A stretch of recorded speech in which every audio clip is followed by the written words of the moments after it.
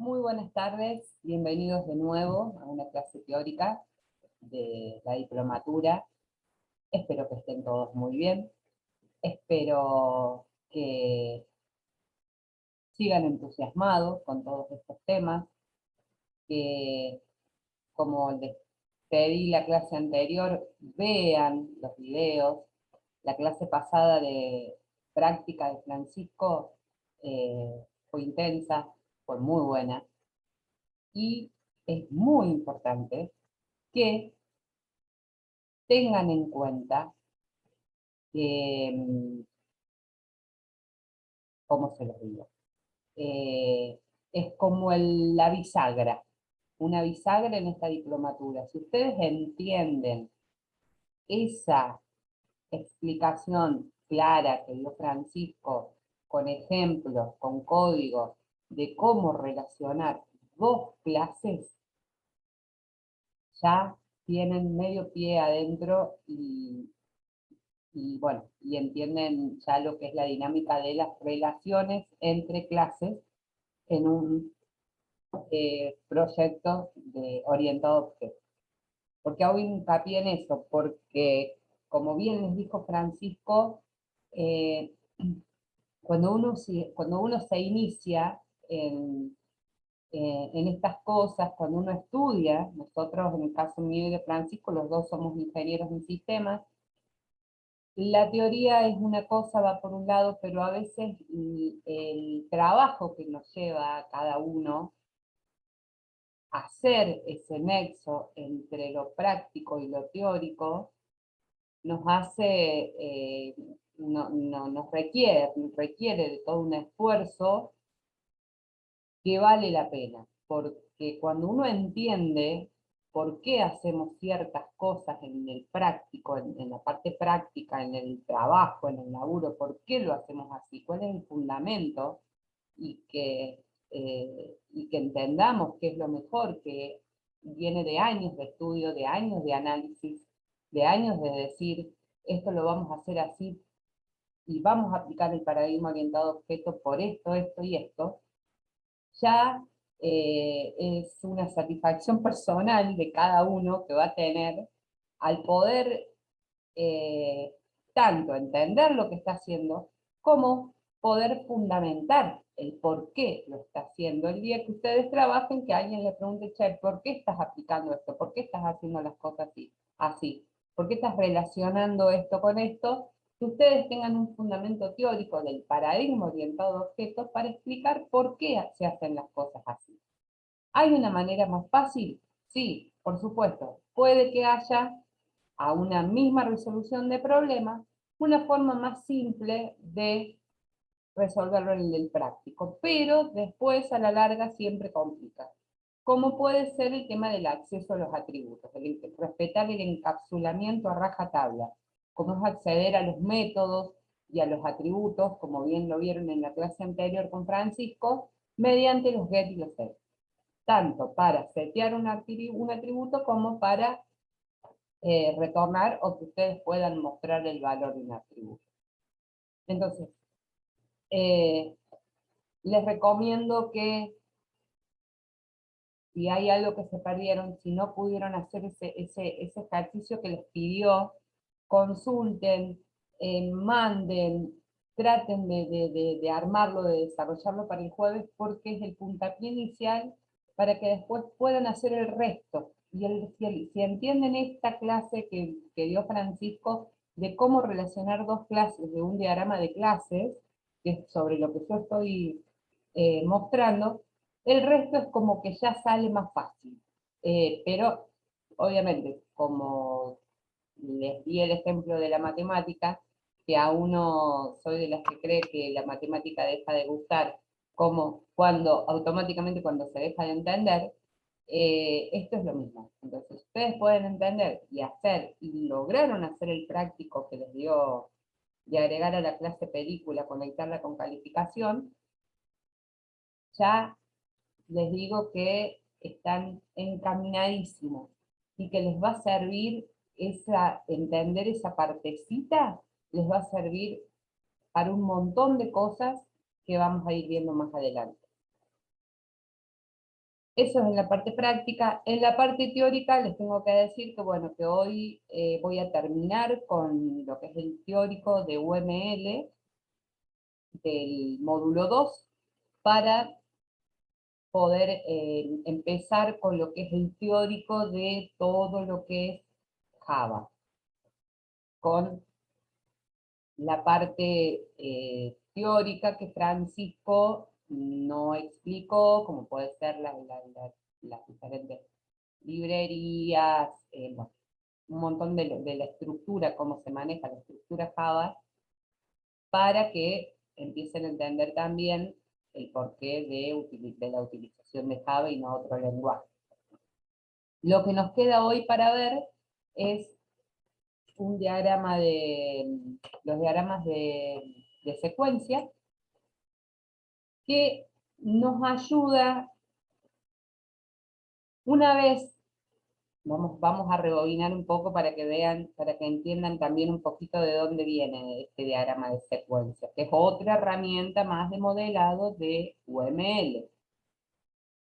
Una vez que tenemos el diagrama de clase, como ya lo vimos, que es lo que nos va a decir a nosotros qué objetos vamos a tener que representar en nuestro proyecto. Vimos lo que era el diagrama de use case, que nos ayuda a visualizar el comportamiento que va a tener el sistema y quiénes van a ser los actores que van a interactuar con el sistema. Habíamos visto una representación de un actor que, por ejemplo, iba a registrar películas. Entonces, ese actor a mí me iba a representar un usuario del sistema que iba a poder acceder a una funcionalidad que se va a ver representada mediante una pantalla, por ejemplo, que iba a acceder a ese registrar películas. Eso es lo que nos ayuda el diagrama de use case a ver cuáles iban a ser las diferentes funcionalidades del sistema, que tiene que cubrir un pasito antes mi lista de requerimientos, de los requerimientos funcionales. Entonces, si yo agarro la lista de requerimientos funcionales y empiezo a hacer un checklist, debería encontrar todos esos requerimientos que estén embebidos o estén incluidos en mi diagrama de use case. Eso me sirve a mí para saber lo que tengo que tener en mi proyecto, en mi sistema. ¿Qué es lo que nos va a ayudar a encontrar el diagrama de secuencia? El comportamiento que va a tener cada una de esas clases que yo voy a ir armando y programando. Cada uno de esas funcionalidades del diagrama de use case tiene escenarios posibles adentro. Si recuerdan en el video de la clase anterior, en las planillas, que yo les mostraba un curso normal de lo que pasaba paso a paso en el sistema normalmente, y qué pasaba si antes alguien cancelaba algo, o si no encontraba una búsqueda que tenía como un curso alternativo. Cada una de esas posibilidades dentro de lo que se desarrolla un sistema dentro de una pantalla, en una funcionalidad, son escenarios posibles. El diagrama de secuencia lo que me va a mostrar es una relación de comportamiento entre objetos, ya estamos hablando de objetos, no de clases, que me va a mostrar esa lógica de un escenario de una de las funcionalidades o uno de los use cases. Este diagrama, como el diagrama de máquinas de estado, no se hace para todo. Lo ideal siempre es tener toda la documentación, pero se realiza para las cuestiones y las funcionalidades que nosotros necesitemos que queden bien en claro cómo las vamos a realizar y cómo los programadores tienen que plasmarlas en en el lenguaje que se utiliza. La clasificación de este tipo de diagrama de secuencia es de comportamiento, es dinámico y es lógico. Se usa para validar y describir la lógica de uno de los escenarios de todas las funcionalidades que vayamos encontrando en el diagrama de use case.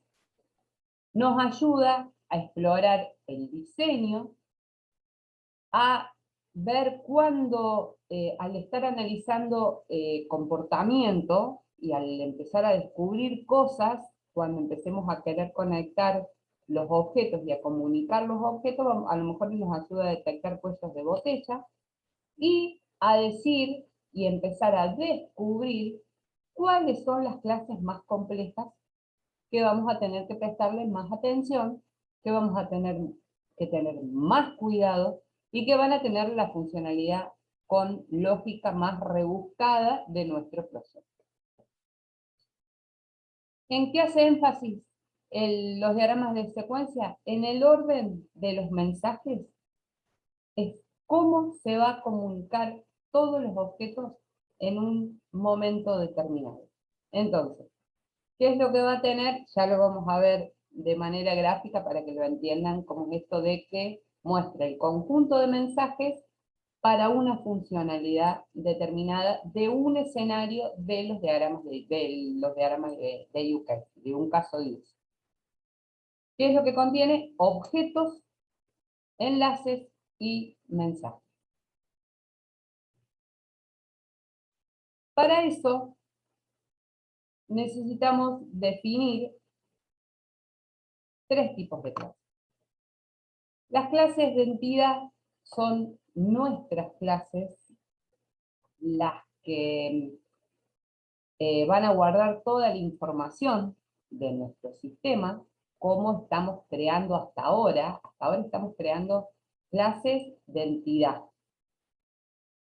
Auto, película, sala, que es lo que estuvimos viendo en todos nuestros ejemplos hasta ahora, pero en este punto, digamos, si ustedes se están imaginando cómo viene avanzando la evolución de un proyecto que arranca con ese diagrama de clases, en el diagrama de clases estarían todas nuestras clases de entidad, porque ahí va a estar toda la información que yo necesito mantener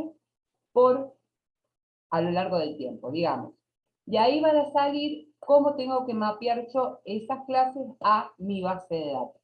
Por ejemplo, cuando realizo el análisis y empiezo a hacer el diseño del sistema, empiezo a hablar ya no del modelo del dominio del negocio, sino que ya hablamos del modelado del dominio de la solución. Así que ya estoy modelando software, estoy modelando cuestiones bien aplicadas a lo que es el software que voy a desarrollar. Ahí es cuando aparecen dos tipos más de clases, que es la clase de interfaz y la clase de control. La clase de interfaz podría decirse que son las pantallas, para resumirlo. Entonces, ¿qué es lo que voy a modelar en ese tipo de clases? La información que voy a tener que ir pidiéndole no voy a decir a los usuarios porque ustedes ya bien conocen que puede haber interfaces que se relacionen con otros sistemas. Entonces, no necesariamente la clase de interfaz es una pantalla con la cual va a tener que interactuar un usuario. Puede ser una interfaz para comunicarse con otro sistema o con otra interfaz. Pero, ¿qué es lo que estoy modelando ahí? La frontera de mi sistema con el ambiente. Entonces, desde la interfaz es de donde donde se va a modelar todo el vínculo entre el sistema y mis actores. En resumidas cuentas, son la mayoría de las veces las pantallas. Eso por un lado. Y después aparece la clase de control, que la clase de control podría decirse que es donde está la funcionalidad que se va a crear y que vamos a codificar y que va a establecer la comunicación entre la interfaz, entre mi pantalla y las clases que van a estar relacionadas.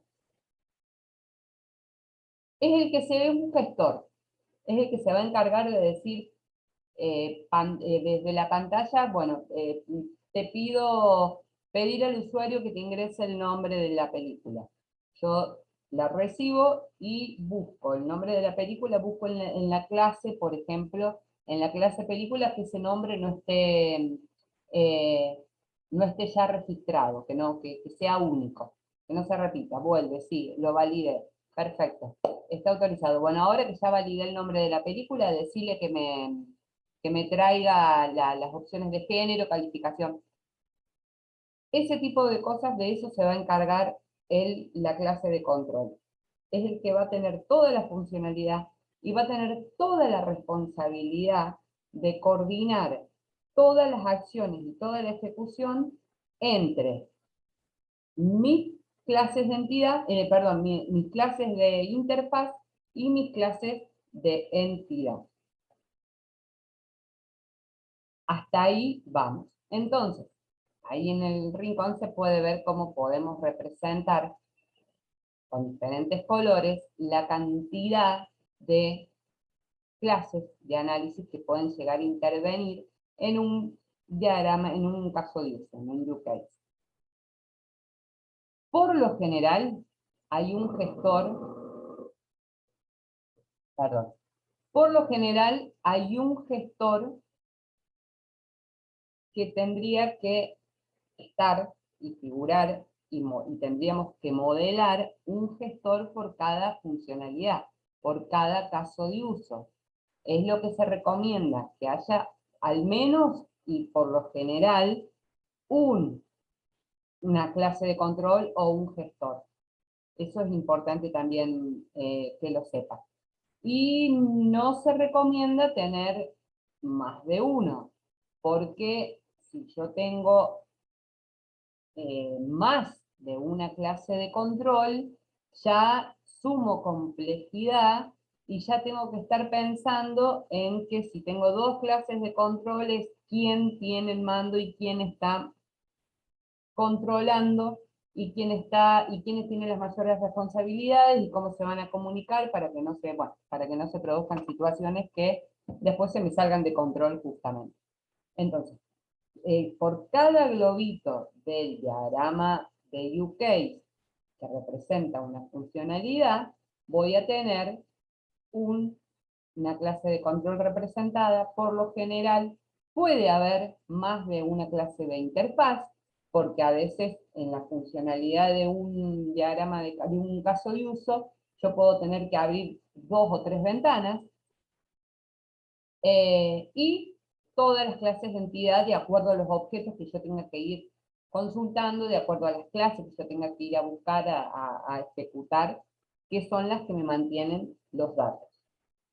Esas son las 3 clases que empiezan a involucrarse en el diagrama, en lo que es el análisis de mi proyecto. Cuando yo empiezo a pasar de lo que fue el negocio a lo que es el análisis y diseño de mi propuesta. Como se imaginarán también, el diagrama de clases, el primero que vimos, va a cambiar, porque si yo estoy presentándoles la clase de entidad, la clase de interfaz y la clase de control, estas clases tienen que estar representadas en un diagrama de clases. Bueno, una cosa es el diagrama de clases del dominio, donde solamente están las clases de entidad. Repito, las clases de entidad son las que después van a generar los objetos sobre los cuales yo quiero guardar información a lo largo del tiempo. Y otra cosa es el diagrama de clases de análisis, que ya lo vamos a ver, y ahí tengo que incorporar las clases de gestión, las clases de control, perdón, las clases de interfaz y las clases de control junto con las de entidad, y ver cómo se relaciona y cómo se comporta todo. Espero no estar enroscándome mucho, pero bueno, eh, es teoría y es así.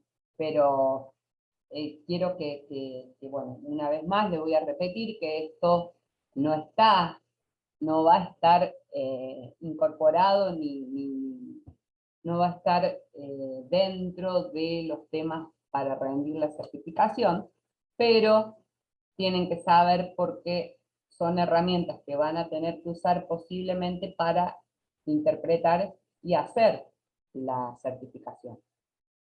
Entonces, si bien no van a tener teoría, en la parte práctica lo van a necesitar y van a necesitar entender. ¿Cuáles son los elementos que intervienen en el diagrama de secuencia? Como pueden ver, acá se ven las clases. Tengo una clase interfaz, curso. Otra cosa importante, yo acá ya estoy representando objetos, no clases. Son objetos. Es la clase interfaz, es el objeto del tipo interfaz, en este caso que se llama curso. Siempre se representa de la misma forma. Dos puntos, la nomenclatura que ya conocemos para el nombre de los objetos o de las clases. Cuando nosotros creamos una clase, que siempre dijimos que la primera es con mayúscula y después hay otras letras que siguen con un nombre, como si fuera un nombre propio. Cuando yo creo el objeto va a tener la misma nomenclatura de nombre. Entonces, este objeto, que en este caso puede verse que es anónimo, porque no es un objeto particular, nosotros modelamos objetos de manera general. Si yo quisiera representar un escenario para dos o tres objetos en particular, adelante tendría que poner el nombre del objeto, como si fuera acá, que yo estoy pasando por parámetro UML, dos puntos, interfaz curso. Entonces, el nombre del objeto iría acá adelante. En este caso, es un objeto de interfaz curso. Este es un objeto del tipo gestor curso, son nombres que surgen en este ejemplo, por supuesto, después van a ir cambiando de acuerdo al proyecto. Y por último, una clase de entidad también que puede estar involucrada, que es donde yo voy a ir guardando los objetos que vayan surgiendo de este tipo de diagrama. ¿Qué otra cosa aparece? El actor. ¿Quién va a disparar o a partir de qué evento se va a crear o se va a desplegar todo este diagrama? Tenemos que tener, en este caso, el actor, que es un administrador de curso. Por lo general siempre tienen que llamarse, tenemos que seguir una secuencia, y si en el diagrama de UK le pusimos responsable de curso, acá tiene que verse representado de la misma forma. Otro, otro elemento que interviene es que en el momento que yo empiezo a utilizar un objeto, arranca una línea de vida, que la línea de vida yo la represento con una línea de puntos que va a ir hacia abajo en nuestro diagrama. Desde el momento que empieza a vivir ese objeto en la línea de vida, ahí es donde arranca la línea de puntos.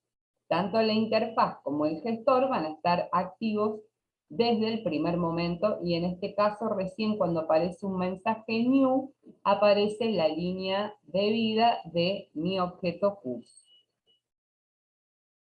Otra cosa que puede aparecer en los elementos que van interviniendo son estos rectángulos, ¿qué es lo que me van a representar a mí?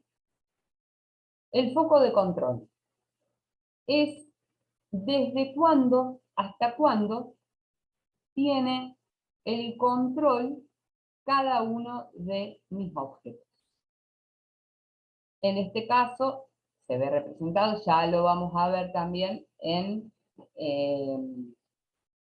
una imagen en una imagen posterior, pero lo que yo tengo que también tener en cuenta es que cuando empieza la relación y cuando empiezan a mandarse mensajes y esto de colaborar entre objetos, alguien va a mandar un mensaje y se va a quedar con el foco de control o lo va a ir pasando al control, que eso también lo va a administrar el gestor, hasta que llegue al final de la ejecución. Otro elemento que interviene, saber, que ustedes sepan, que en este caso están representados los mensajes síncronos. ¿Qué quiere decir esto? Un mensaje síncrono. Que el administrador va a agregar un clic en una parte de nuestra pantalla que diga agregar curso y se va a quedar esperando. Va a quedar esperando una respuesta del sistema. Eso significa que sea síncrono. Que todo lo que se empieza a mandar si queda en foco, queda en control esperando una respuesta. Y como pueden ver, los mensajes y la comunicación entre los focos de control de los objetos que van a empezar a intervenir se representan mediante una flecha con un triángulo pintado negro y el mensaje que va a ir destinado a cada una de las acciones, o cada una de las clases y cada uno de esos objetos y cómo van a ir respondiendo e interactuando. ¿Por qué estas son? Bueno, y también están las notas que a mí me pueden servir siempre para hacer observaciones y para poder aclarar algunas cuestiones que si no estuviese esa nota no fueran tan gráficas. Pero eso ayuda, puede estar o no estar. ¿Por qué es diferente esta línea, que es una línea negra con un triángulo pintado, con la línea con el mensaje new, cuando yo voy a crear un objeto que se va a guardar, o que se va a crear un objeto de la clase curso? Es porque estos objetos vienen ya con una línea de vida desde el inicio de la ejecución.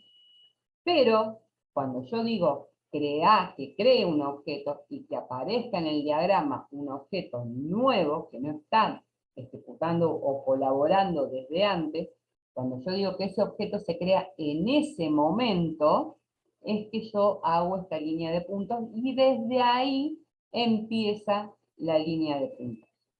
Por eso, porque a veces, vamos a ver en uno más completo, los objetos de la clase entidad se crean cuando yo ya pedí, cuando yo ya interactúe con varias entidades o que tengo que pedirle por pantalla a mi usuario que me ingrese una serie de datos y validarlos. Y después, recién cuando tengo toda la información junta, ahí sí creo el objeto. Por eso esto puede estar o al principio o un poco más abajo después que yo me puse de acuerdo con la interfaz, el administrador y el gestor en que ya tengo todo para crear ese nuevo objeto. Entonces, ahí es donde aparece la línea de puntos y ahí es donde yo creo ese nuevo objeto y ahí arranca la línea de puntos de la línea de vida. Eso es la diferencia entre este mensaje, que es el que me va a crear, y entre mi constructor o el new, y un mensaje entre las interfaces y los gestores, y los responsables. Espero que lo sepan interpretar o lo sepan leer. Acá hay un diagrama un poquito más completo.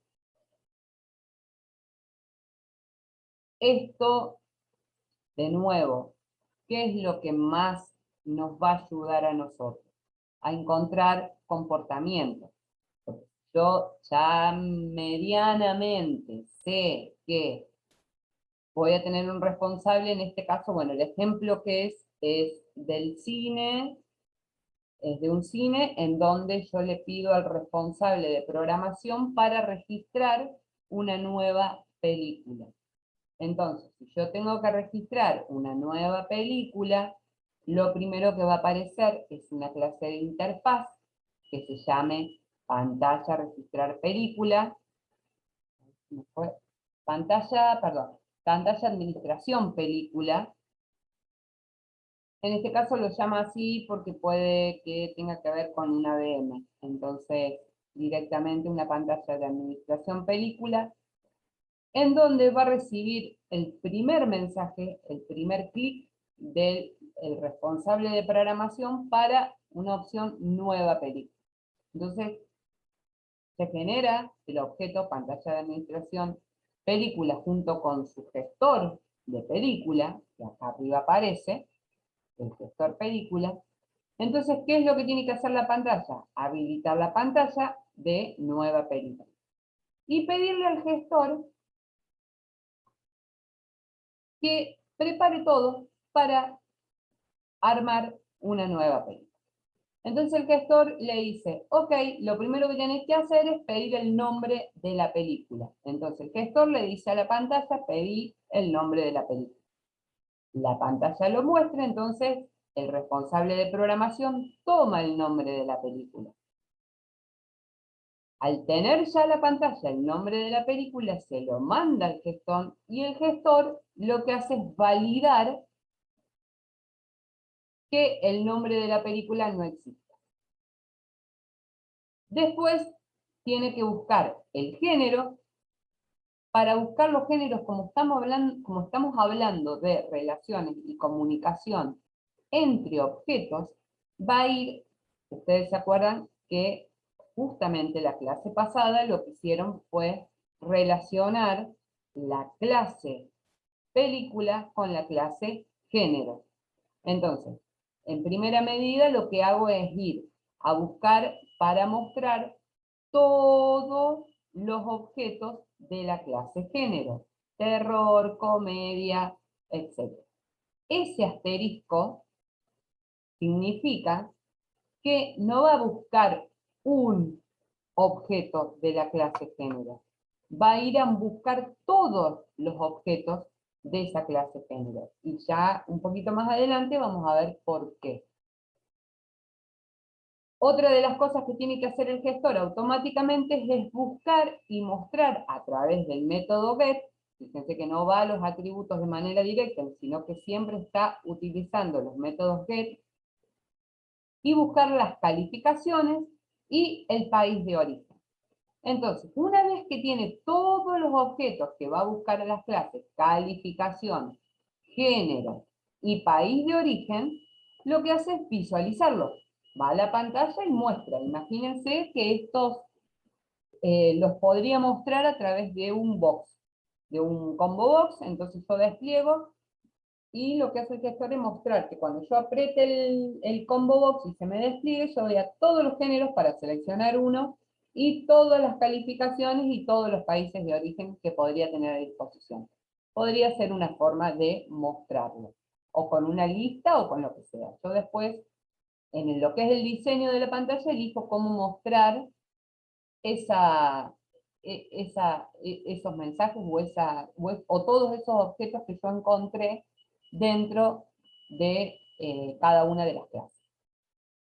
Los visualizo y le pido al usuario o al responsable, en este caso el responsable de programación, que seleccione el género, la calificación y el país de origen.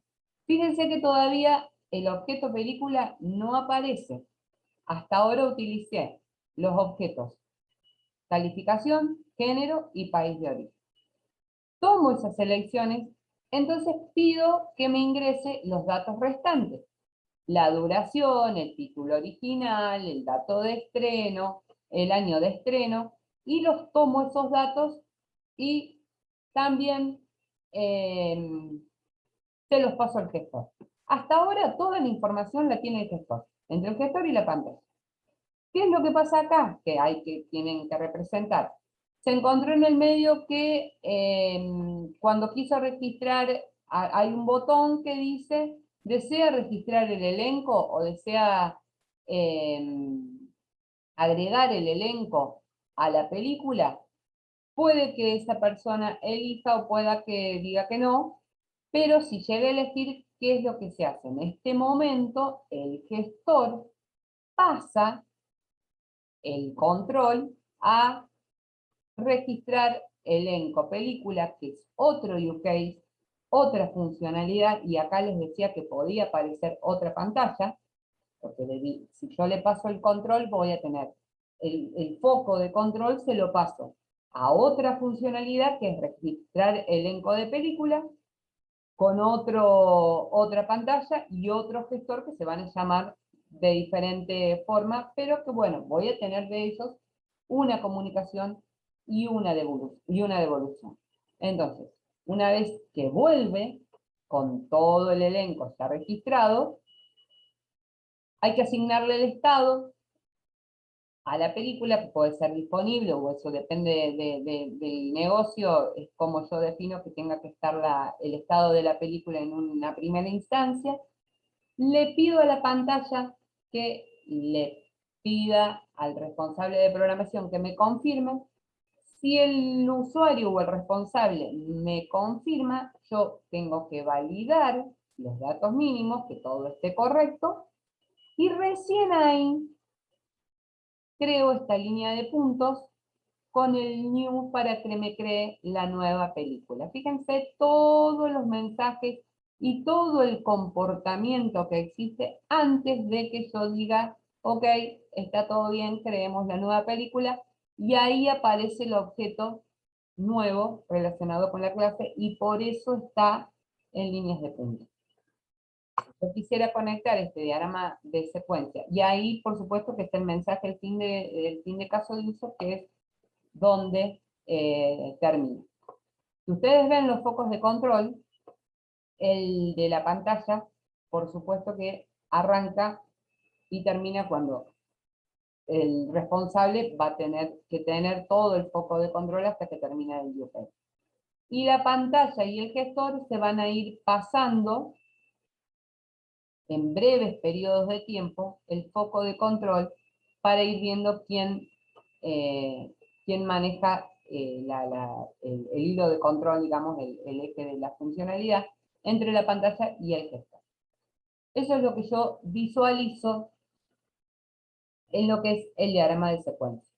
Ahora, como se podrán imaginar, todo, para aclararles un poquito, todo tiene una secuencia. Como yo les dije antes, arrancamos con un modelo de dominio en el que solamente voy a tener las clases, las entidades, las primeras, digamos, que son sobre las cuales yo necesito guardar información de manera permanente, van a ser mis objetos comunes. Después, cuando empieza a aparecer el diagrama de use case, que es los actores con las relaciones, con todas las funcionalidades para saber quién va a hacer qué, empiezan a aparecer todos estos escenarios de caso de uso, y cuando realizo el análisis, todas estos dos, tanto el modelo de dominio como los escenarios de caso de uso, con toda esa descripción, me van a servir a mí para, de nuevo, encontrar comportamiento o de cómo se debería comportar ciertas funcionalidades para poder saber cuán compleja va a ser y poder hacer la realización de cada uno de los requerimientos o de los casos de uso de mi sistema. Esto es un resumen a simple vista de cómo va evolucionando. Y acá hay un ejemplo de la vista, porque imagínense que si yo tengo que, ya un diagrama de clases de dominio puede ser complejo por la cantidad, por las relaciones, por las flechas, por el tipo de relación que hay entre cada uno. Acá si tengo la agregación, si es herencia, si es una relación común. Ya tengo una complejidad. Imagínense si yo quiero mostrar de una sola vez todo mi diagrama de las clases de análisis, en los cuales se me agregan todas las clases de control y todas las clases de interfaz. Ya sería poco práctico, porque sería muy difícil de interpretar. Entonces, lo que se hace es mostrar por partes o por funcionalidad las clases que van interviniendo. Entonces, como ustedes pueden ver ahí, ¿qué es lo que se suma? En la clase película, ¿se acuerdan? Ustedes vienen viendo con Francisco lo que sí está disponible, con sus atributos, todos los get, todos los set o los mostrar, que es como yo quiero mostrar los atributos que tengo dentro de la clase. Una vez más, voy a repetirlo las veces que me acuerde, respetando el encapsulamiento. Los get y los set a mí me ayudan a mostrar porque tengo que programar orientado a objeto, entonces tengo que respetar el encapsulamiento, entonces toda la comunicación de los atributos para afuera es a través de los métodos, y ahí están plasmados los get y los set. Hay un método que dice seleccionar la programación, van a tener un montón de métodos incluidos dentro de la entidad, que tiene que ver con la responsabilidad de manejar sus datos, los datos que van a requerir esos objetos. Como pueden ver, en el país de origen solamente lo que le pide es mostrar el get nombre y mostrar calificación. Ya después, dentro de la pantalla, empiezan a aparecer otros tipos de atributos, como pueden ser botón cancelar, botón confirmar, botón editar, botón, bueno, eliminar todos los botones, todas las grillas, todos los labels, todos otros tipos de datos que también, de nuevo, sería muy poco práctico que estén todos dentro de una misma clase. Por eso se manejan, por una cuestión de separar los intereses y mantener un orden, separar las clases en tres tipos. Lo que es la interfaz, con todos los atributos que requiere, ya a nivel software.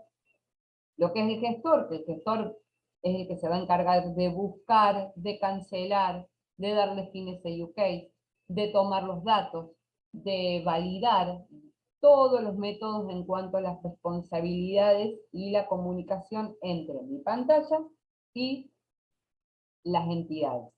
Y acá es donde están los verdaderos objetos, los datos que yo tengo que cuidar.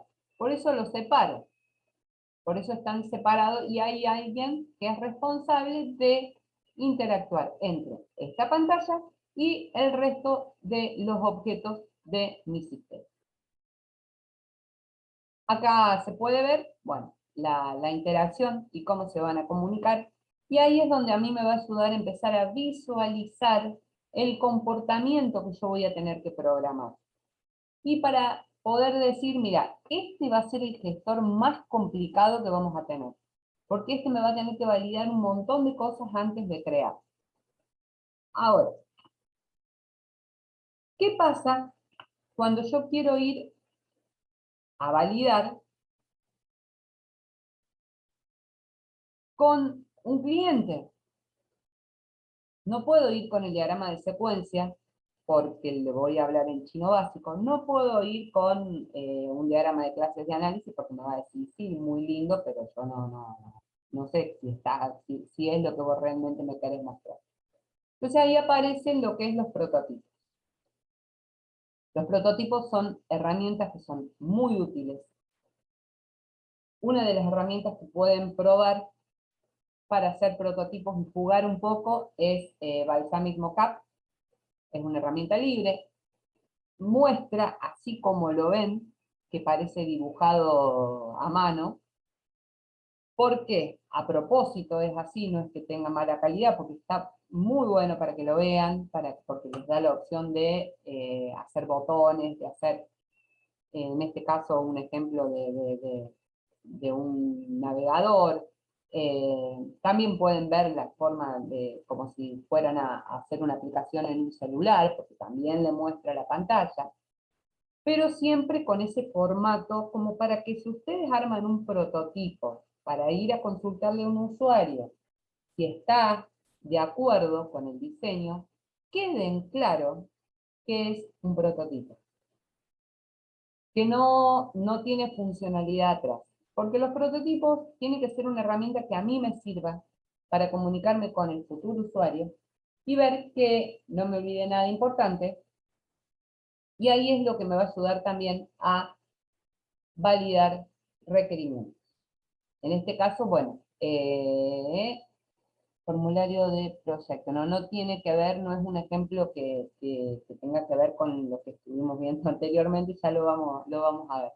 Pero yo con ese tipo de herramientas yo puedo armar prototipos en el que vimos en la pantalla anterior son del tipo desechables, porque es para ir a ver si estamos haciendo las cosas bien. Hay que hacerlos, son importantes los prototipos, pero no nos tenemos que endulzar, digamos, haciendo prototipos o pasándonos, diseñando y mandándole a nuestro cliente, porque lo que es el prototipo dice que no debería exceder el 10% del proyecto. Si a mí me sale más caro tener todo el sistema prototipado, o hacer todos los prototipos de mi sistema y ya no, estoy haciendo las cosas mal. Entonces, ¿cuándo hago un prototipo? Cuando yo necesito comunicarme principalmente con el usuario para poder verificar requerimientos y verificar que esté todos los datos que él necesita o que consideramos que tienen que estar. Otra cosa, el prototipo yo lo voy a poder hacer de pantallas. Entonces, van a tener que ser prototipos con una funcionalidad limitada, principalmente, o nula funcionalidad, solamente para mostrar una carita, una carcasa, de cuestiones que tengan que ver con las clases de interfaz. Si yo tengo en su momento una funcionalidad que es automática, que se llame generar balance, y no voy a poder mostrar un prototipo de la funcionalidad. Voy a tener que buscar otra herramienta que puede llegar hasta ser un diagrama de flujo. Yo con un diagrama de flujo sí puedo mostrar la evolución o mostrar la lógica de una funcionalidad que no tiene pantalla directa como puede ser el registrar películas. Yo de registrar películas le puedo hacer un prototipo. Y ahí es donde yo tengo que empezar a decidir qué es lo que necesito, qué es lo crítico que yo necesito hacer prototipos para verificar requerimientos y cuáles no harían falta. Y los que más,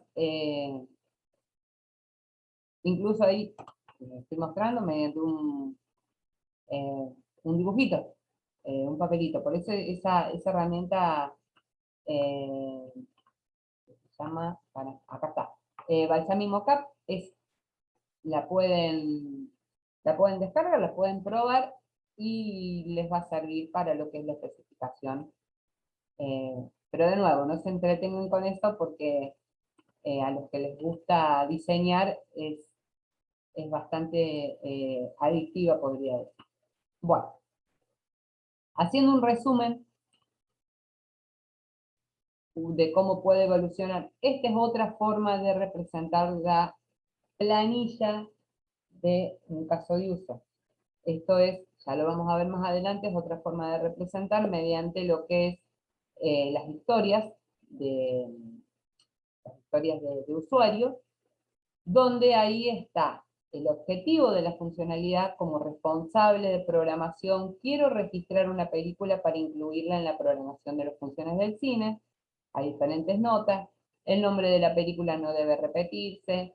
La película tiene que tener género, la película tiene que tener calificación, La película puede tener puede tener un país de origen. Ahí van a estar todas las eh, condiciones que yo tengo que cumplir para poder registrar. Y las pruebas de usuario también se pueden agregar en estas historias de usuario, en donde dice, probar e ingresar todos los datos requeridos. ¿Cuándo puede pasar, cuándo pasa y cuándo puede pasar? ¿Y cuáles serían las fases? Esas son cosas que hoy se utilizan en las historias de usuario, en donde ya están incluidos tanto el objetivo, las condiciones para que una funcionalidad funcione, trabaje, o puede evolucionar, o qué es lo que tengo que tener en cuenta, y las pruebas que yo tengo que hacer. Entonces, si yo ingreso un solo dato, debería fallar. Si ingreso el género en lugar, ingresar el género en un lugar equivocado, en lugar de seleccionarlo, no debería poder tipear. Eso es lo que me quiere decir con ingresar el género en lugar de seleccionado. No me debería dejar la pantalla tipear un género, ni siquiera una calificación, ni un país de origen, sí me está diciendo que los tiene que seleccionar. Y ahí, bueno, y hay otros tipos de pruebas que tengo que hacer. Este vendría a ser el prototipo del diagrama de secuencias que estuvimos viendo. Y acá se puede ver que en el momento que yo hago como responsable de programa, responsable que voy a registrar la película, el clic y me abre la pantalla, el gestor ya se fue a buscar los objetos de género, de calificación y país de origen. Mientras yo estoy escribiendo el nombre de la película y válida, acá es donde yo les decía, ¿se acuerdan? El asterisco que estoy mostrando todos los objetos de la clase para que yo pueda seleccionarlo y no tenga que tipear. Acá en este caso lo estoy mostrando en un combo. Lo mismo para calificación y lo mismo para el país de origen. Y después, de nuevo interactuaba el gestor con la pantalla para que yo cargue la duración, el título original, el año, y si estaba disponible, esto tenía que ver el estado, puede que tenga uno que yo designe por defecto, y si no lo cambio a disponible, y cuando yo aprieto, hago clic en confirmar, ahí es cuando salía el mensaje disparado con el new en líneas de puntos para crear el nuevo objeto película.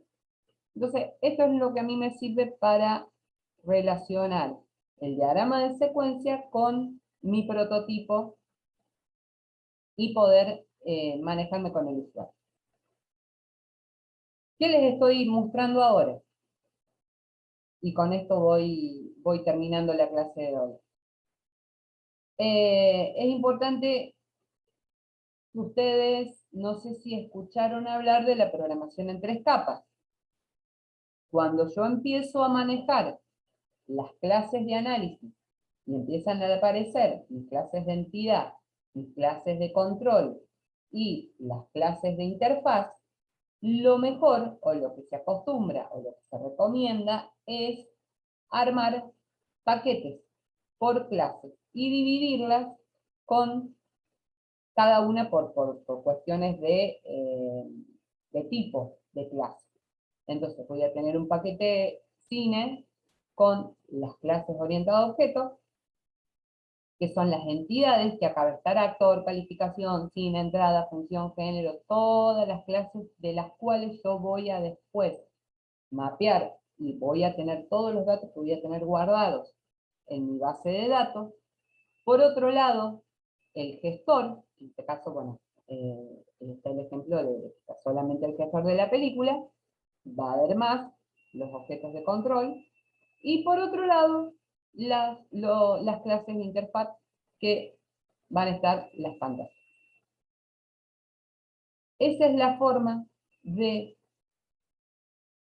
relacionar, digamos, de dividir mi proyecto en 3 tipos diferentes de clases.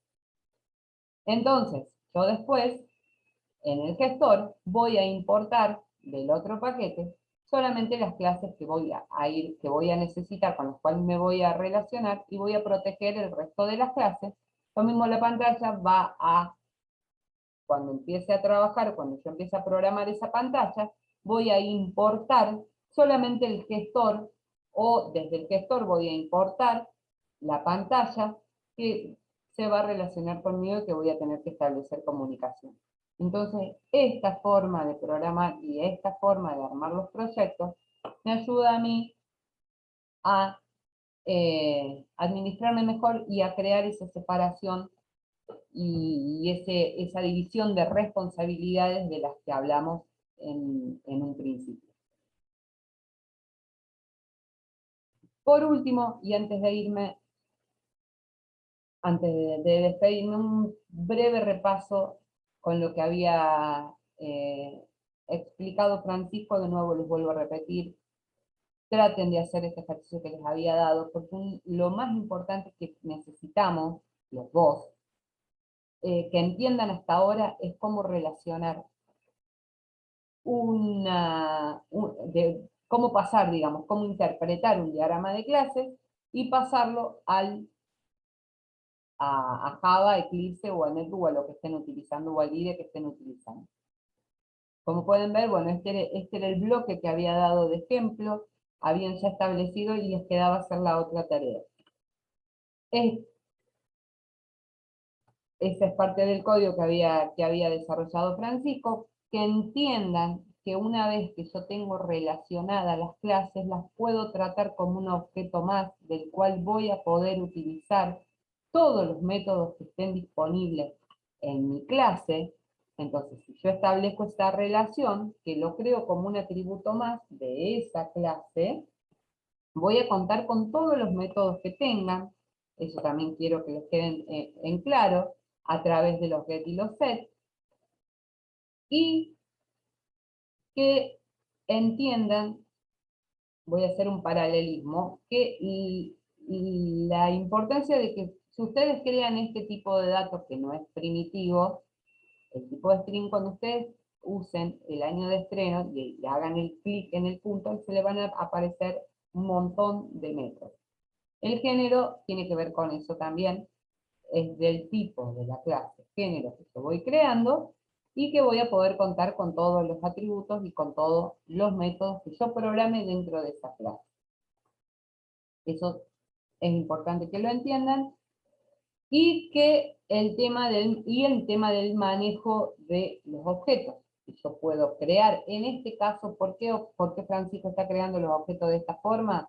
Para poder mostrárselo, porque obviamente no estamos conectando con una base de datos. Después habría que mapear todos esos atributos, pero que bueno, no están incluidos, no lo vamos a hacer, no vamos a llegar a hacer todo el mapeo de lo que se hace desde objetos a la base de datos. Pero que sí entiendan que hay listas, como el array list, que me van a manejar listas de objetos, que yo puedo crear desde una clase, utilizar los métodos de otra clase, creando un objeto, que todo, incluso cuando ustedes han creado la clase scanner, el objeto de la clase scanner, también cuentan, cuando hacen el new, también cuentan con todos los métodos que alguien ya programó de los objetos scanner. Entonces, esto es lo mismo, ustedes empiezan a comunicar clases y objetos para poder trabajar. El diagrama de secuencia lo que me ayuda es saber cómo se va a comportar cada una de estas clases, y saber que después, cuando yo tenga que interactuar con las pantallas y los gestores, cómo lo voy a ir manipulando y dónde voy a ir metiendo cada una de esas funcionalidades. Espero les haya gustado el tema, espero sigan enganchados, no dejen de ver los videos, y los espera el jueves Francisco, y yo con este tema doy por finalizado lo que es el teórico del módulo 2. La clase que viene posiblemente ya arranque con el teórico de Java, y con algunas visualizaciones de prácticos, de modelados de UML, para que ustedes sigan familiarizando de cómo plasmar esos diagramas de clase a las relaciones y los modelos en Java. Que terminen muy buena tarde, muy bien su tarde, y nos estamos viendo el martes que viene. Cualquier cosa, como siempre, estoy a disposición mediante la descripción de los videos o mediante el correo electrónico. Un abrazo para todos.